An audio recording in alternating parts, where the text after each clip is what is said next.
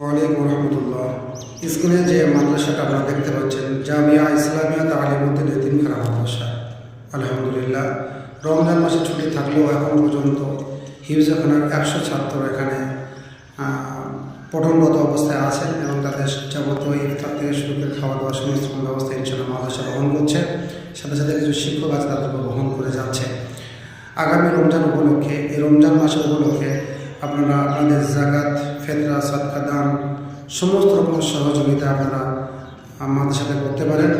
স্ক্রিনে স্ক্যাম দেওয়া আছে মাদ্রাসায়, সাথে সাথে যে নাম্বার দেওয়া আছে নাম্বারে যোগাযোগ করেও আপনারা মাদ্রাসায় সহযোগিতা করতে পারেন। সাথে সাথে একটা কথা বলি যে মাদ্রাসায় বর্তমানে ইফতারের ব্যবস্থাও চলছে। 100 ছাত্র ব্রাজ গ্রামের কিছু লোক প্রত্যেক দিন ইফতারের জন্য আসে এবং ইফতার করানো হয়।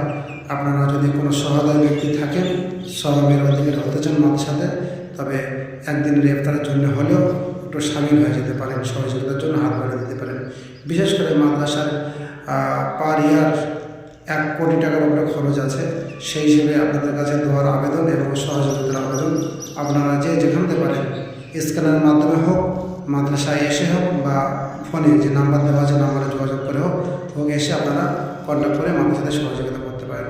আসসালামু আলাইকুম রহমতুল্লাহ। জাযা ওয়া আহসানুল জাযা।